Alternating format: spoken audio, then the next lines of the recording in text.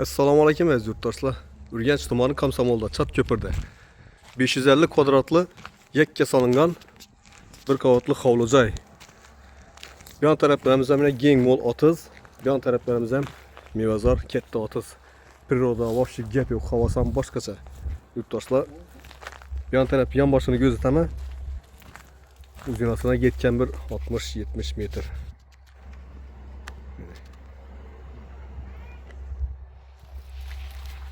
Bir yerimizde garaj bu. Üstü ayvan çakıp koyuptular.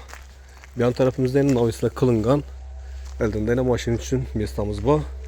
Bir yanımız yine işinin kette 30. Hiç kim yok bir yerde. Bir tane uy. 100 metre çıksak içeriden yol. Sentral yol. Bir yanımız yine ayvansa klip koyuptular. Su, gaz, süyetle girip tutup şotçikler koyulgan yine.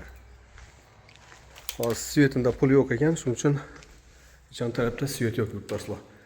Bir yerimiz dalan. Katyol yine şere onatlangan. Bir yerimizde polları bitip tuttu, suada duruptu. Plite bilen beklengen. Bir yan tarafımız zal. Chatko'pirda Komsomol 550 kvadrat. Bir yan tarafımızda hem bir katta xonasi. Bir dona o'zi solingan. Katta otizning o'rtasida. Bir yanımız kichkinasi bor ekan. Bir yan tarafımız kuxnya. Gaz turbalar tushgan. Bir yanımız kladovka.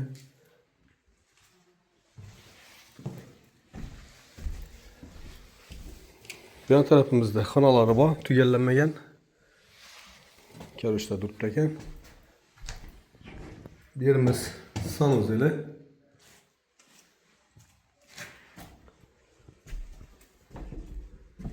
Bir yan tarafımız 30, yan bosham bor. Molxona, tovuqxona qilib qo'yibdilar. Bir yan taraflari bilan. Bir yan ham keng tushgan. Tak, yurtdoshlar bahosini keladigan bo'lsak, 380 milyon so'm ekan.